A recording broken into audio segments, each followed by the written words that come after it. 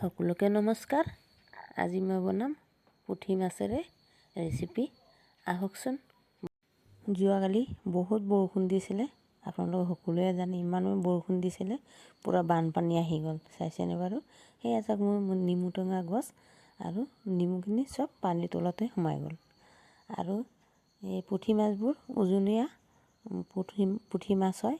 আমি নিজে পানীৰ ওজনীয়া মাছ, উজান ধৰা মাছবোৰ ধৰিছিলোঁ আমি। আৰু মোৰ দাদাই ধৰিছিলে মানে। আৰু এয়া মাছখিনি, আৰু ডাঙৰ ডাঙৰ একেবাৰে পেটত কণী আছে।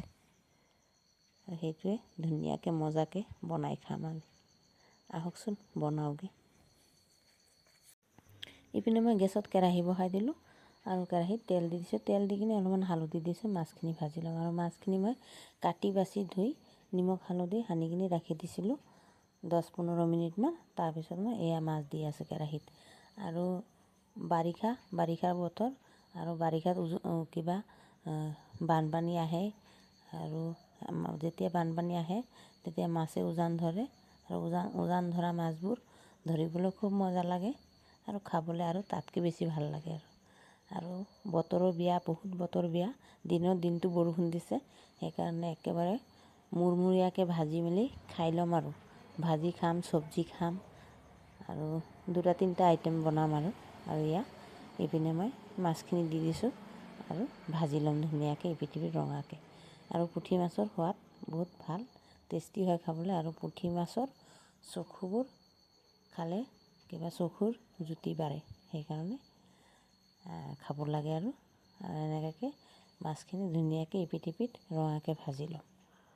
আৰু নিমখ হালধি বহুত আগত সানি থৈছিলোঁ, সেইকাৰণে ভালদৰে মাছৰ ভিতৰত নিমখ হালধি সোমাইছে আৰু ভাল লাগিব খাবলৈ। ভাজিখিনি অলপমান খাই লৈছিলোঁ, তাৰপিছতহে চব্জি বনালোঁ।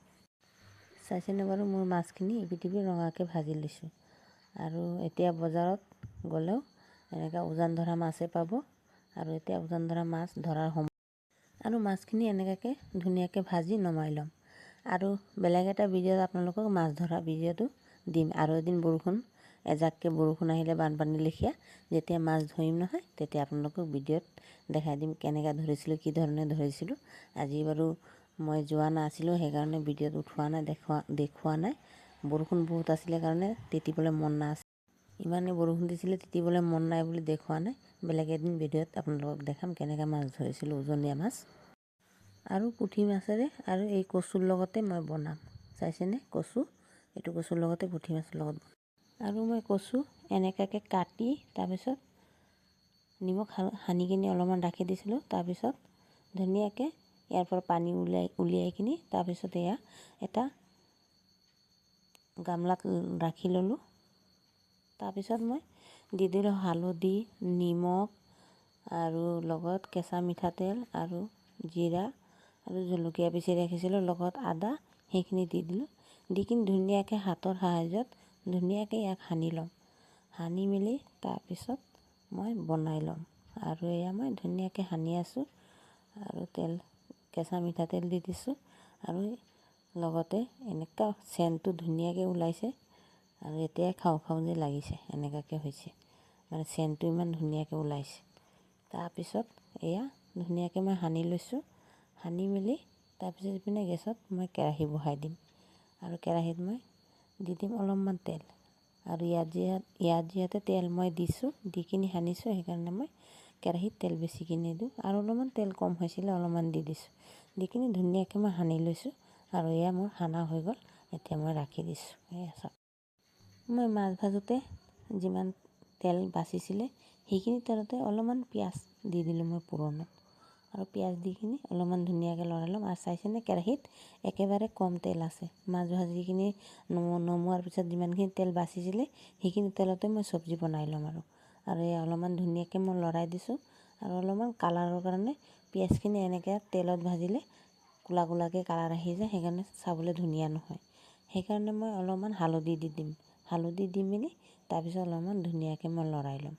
আৰু হালধি দি ল'লে আৰু কালাৰটো ধুনীয়াকৈ হালধীয়াকৈ আহিব, গল্ডেন কালাৰ আহিব।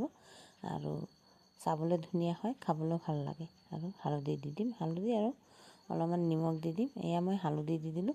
হালধি দি কিনে আৰু অলপমান ধুনীয়াকৈ মই লৰাই ল'ম। আৰু লৰাই মেলি চাইছেনে কেৰাহীত তেল একেবাৰে নাই, এনেকৈ হৈছে। আৰু কিবা পিঁয়াজ যিমান তেলখিনি আছিলে পিঁয়াজতে সোমাই গ'ল। আৰু এনেকুৱাকৈ মই কিবা ধুনীয়াকৈ মই লৰাই লৈছোঁ। আৰু পিঁয়াজখিনি মোৰ এনেকুৱাকৈ কালাৰ আহি গ'ল। এতিয়া মই কচুখিনি কাটি তাৰপিছত মই মছলাৰ লগত সানি কিনি ৰাখি দিছোঁ, সেইখিনি মই এতিয়া দি দিম। আৰু এইখিনি দি কিনি ধুনীয়াকৈ মই লৰাই ল'ম। আৰু এয়া মই দি দিছোঁ কচু কাটি ৰাখিছিলোঁ মছলা সানি মেলি, তাৰপিছত এইখিনি দি দিলোঁ। এইখিনি দি কিনি ধুনীয়াকৈ মই লৰাই ল'ম। আৰু লৰাই মেলি ষ্টিমটো মই মিডিয়ামত কৰি ধুনীয়াকৈ মই লৰাই ল'ম। আৰু লৰাই মেলি তাৰপিছত মই অলপমান কচু বনাম যিহেতু, সেইকাৰণে মই অলপমান সৰিয়হ দি দিম। সৰিয়হ দিয়া নাছিলোঁ অথনি, এতিয়া। আৰু মই লগত ক'লা সৰিয়হ আৰু বগা সৰিয়হ পিচি লৈছিলোঁ। আৰু এনেকৈ অলপমান পানীৰ লগত মিলাই তাৰপিছত এটা চাকনিৰ সাহায্যত এনেকৈ ধুনীয়াকৈ মই চাকনিৰ সাহায্যত চাকি কিনি দি দিছোঁ। আৰু বাকলিখিনি নিদিওঁ, সেইকাৰণে বাকলি আমি নাখাওঁ। বেলেগ এটা ভিডিঅ'ত বি কৈছোঁ, সেইকাৰণে আমি বাকলি নিদিওঁ। আপোনালোকে বাকলি খালে দিব পাৰে, কোনো প্ৰব্লেম নাই, অসুবিধা নাই।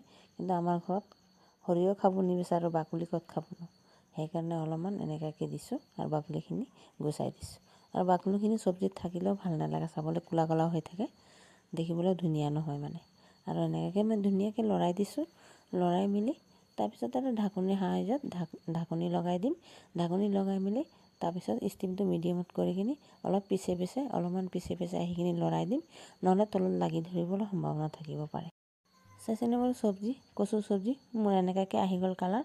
আৰু অলপমান ধুনীয়াকৈ মই লৰাই দিম। অলপমান লাগিও ধৰি গৈছে, তেতিয়াহ'লে মই অলপ পিছে লৰাই দিছিলোঁ মাজত আৰু দুবাৰ, সেইখিনি আৰু ভিডিঅ'ত দিয়া নাছিলোঁ। তাৰপিছত বি অলপমান লাগি ধৰিছে তলত। আৰু ধুনীয়াকৈ মই লৰাই দিছোঁ। লৰাই মেলি তাৰপিছত ঢাকনিৰ সাহায্যত আকৌ এবাৰ ঢাকি দিম। ঢাকি কিনি ধুনীয়াকৈ মই ঢাকি কিনি বনাই ল'ম ধুনীয়াকৈ। আৰু এয়া মই অলপমান লৰাই দিছোঁ।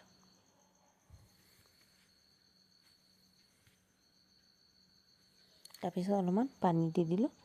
আৰু অলপমান বইল কম হৈছিলে সেইকাৰণে। আৰু এইবোৰ কচু কাগজ লিখীয়া হয়।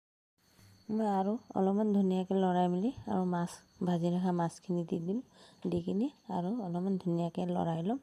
আৰু এইটো বাৰিষা ছিজনৰ কচু হয়, এইটো কচুটো। আৰু এইটো বাৰিষা ছিজনতে ওলাই বেছি। আৰু বাৰিষা ছিজনত খাবলৈও টেষ্টি লাগে।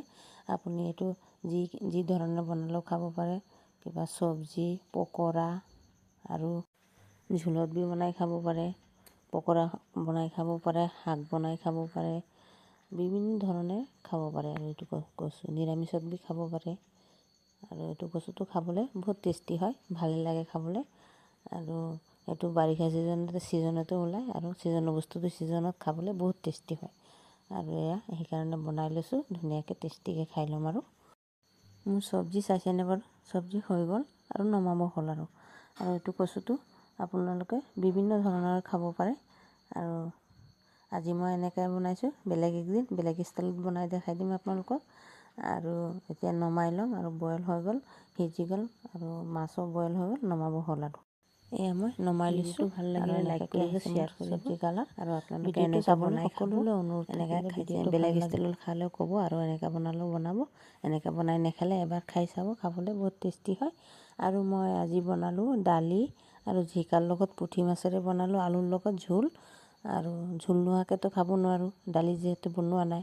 তাৰপিছত বনালোঁ তিতাকেৰেলা ভাজি, লগত নেমু আছে, আৰু লগত আছে মোৰ কিবা কচু দি কিনি এটা বনাইছিলোঁ, সেইটোৱে। আৰু ভিডিঅ'টো ইয়াতে শেষ।